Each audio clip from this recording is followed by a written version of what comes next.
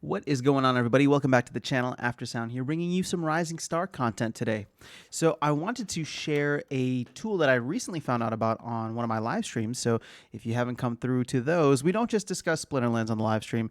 We actually discuss quite a bit of games, and we just talk about random stuff too. So one of the things that we covered was Rising Star, because many of the people who follow this channel do play Rising Star. And this came up, and I've done a little bit more research into it, and it seems legitimate. You don't need to log in or anything, which is the best part. I have actually logged in. I don't know that there's any benefits, but the website is called RSG Fam. So you can either just Google that, or you can just go directly to it if you want, rsgfam.com. Now, there is a way to log in. Like I said, I don't know what the benefits are, or at least I haven't really messed with that. If you're worried about security, then I would recommend avoiding it for now. So although you do log in with your keychain, so it does have the standard security to go with it. But the main tool that you get is the shop thing here. So there's just two tabs. It's something really basic, and this was created by one of the main members of the Rising Star community, one of the people who I believe is OG there, Foxon. So hats off to Foxon for creating something like this, because I know if you've been playing Rising Star, then the market leaves a lot to be desired, at least compared to something like Splinterlands or some of the other games out there. So you have your home, which is just this big white screen, and then you go to your shop and you can look for several different things. So fans obviously are one of the metrics that you need to build. Skill is kind of the opposite but equally important part to that. If I skip to the bottom, there's lessons. So I'm not actually sure what the lessons do, but let's come back to that one. And then you have something that is fan skill. So it's not a perfect metric, but it's just what is the fan plus skill amount in the card. So let's actually start with the fan cards here. Now, when you go here, you can actually filter by starbits, swap.hive, or swap.wax. And what you will see is from cheapest starbits per fan to the most expensive, or again, you can go to something like Hive or Wax. It will show you and tell you which card right now is offering the best bang for your buck. So right now, if you were to get the 82 Sally, which I'm not sure what card this is. Oh, but you're actually able to click onto it and see, and you can look at the market history. So this is a fantastic tool. I didn't even know that you could click on the card itself. So this is great. I've just been going in and searching the card either by the NFT ID or just looking in wherever it made sense to. So these obviously seem like people.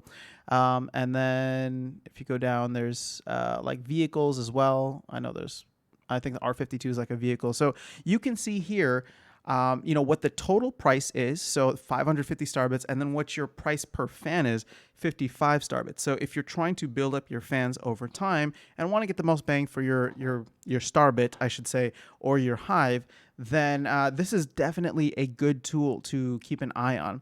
Now, we go over here to skill. This is going to show you the same thing. You can filter it by starbits and swap.hive.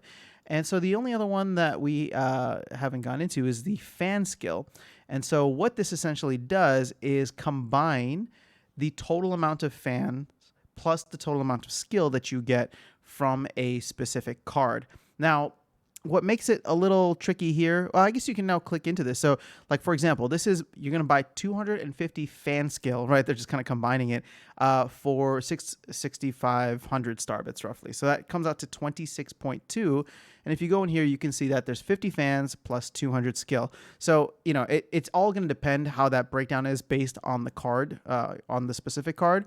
But now the fact that you can, like I said, I didn't even realize you could just click into it. Oh, this is the same card. But, you can go to something like Pascal, who is the same thing, 50 plus 150. And then you can see how much you are spending on a Starbits, Hive, or Wax situation, or basis, I should say. And then I guess you can choose let's see. So I'm going all in on like keyboards, for example. So let's see what we get here. Okay. So this will show you your Starbits per luck that you would buy for your overall what's that called, lessons that you do. So another great tool here, and for me, the fact that I can pick a specific skill set that I'm learning, right? For now, I'm collecting anything related to keyboards or pianos when it comes to instruments to build up my skill and my luck through that. this will show you where you get the most bang for your buck. So this is an awesome tool. Again, I think what makes this community really great, and when I say community, I think I'm talking about the broader Hive gaming community, because it's just everything seems so much more connected here, which I really appreciate. But one of the best things about it is the third-party tools that come into existence because of just a galvanized community that wants to provide some awesome resources. So, this is completely free to use. I don't even know if Foxon is accepting tips, but if they are, then it's not a bad way to support the third-party creators here. So just want to leave this for you guys. Definitely check it out. Again, it's rsgfam.com. And yeah, best of luck with the game. I am fully focused on Rising Star now, and actually, check that out. My mission is complete, so let's go ahead and start another one.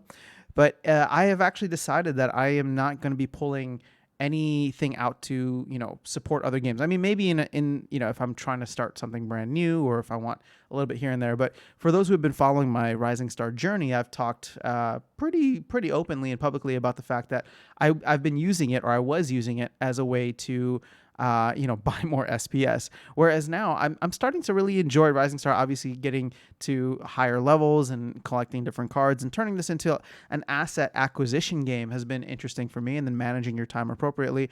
Again, there's not many gaming aspects to it. It's just an idle clicker, but it's still a cool pastime, and actually more so, I probably do it more so because of the community. I really enjoy chatting with other people who are playing this and really learning the different strategies to get the most that you can out of your Starbits every single day. So that's all I have for you in this video. I'll keep it short and sweet. Have an amazing rest of your day. I will catch you all in the next video, and I will see you around the games. We'll open this up to all of Hive. All right, take care.